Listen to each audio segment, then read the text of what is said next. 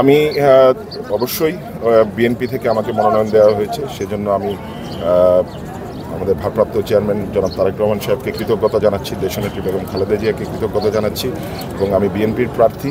কিন্তু আমি একই সাথে সাথে পাশাপাশি আমি এই এলাকার গাজীপুরবাসীর প্রার্থী, জনগণের প্রার্থী। আমার বাবা, আপনারা জানেন যে এর আগে এই আসন থেকে উনি বাংলাদেশের সর্বোচ্চ ভোটে নির্বাচিত হয়েছিলেন 1991 সালে এবং মেয়র ইলেকশনেও উনি প্রথম গাজীপুরের সিটি কর্পোরেশনের মেয়র হয়েছিলেন। এই গাজীপুরবাসী তাকে সর্বোচ্চ ভোট দিয়ে মেয়র বানিয়েছিলেন, এমপি বানিয়েছিলেন।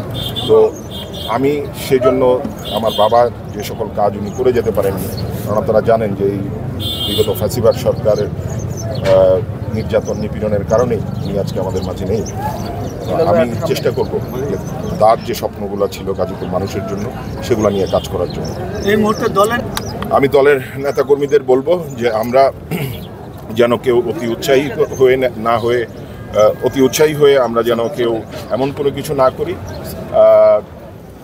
এটা যেন যেটা দলের সম্মান ক্ষুণ্ণ করবে, এবং আমরা যেন ঐক্যবদ্ধ থাকি। এবং এই যে মনোনয়নটি, এটি আমার একার নয়, এটি আপনাদের সকলের এই অর্জন। আমরা যেন এখান থেকে ধানের শীষকে গাজীপুর 2 থেকে বিজয়ী করতে পারি এবং ভারপ্রাপ্ত চেয়ারম্যান তারেক রহমান এবং বিএনপি দেশনেত্রী বেগম খালেদা জিয়াকে যেন আমরা এই আসনটি উপহার দিতে পারি।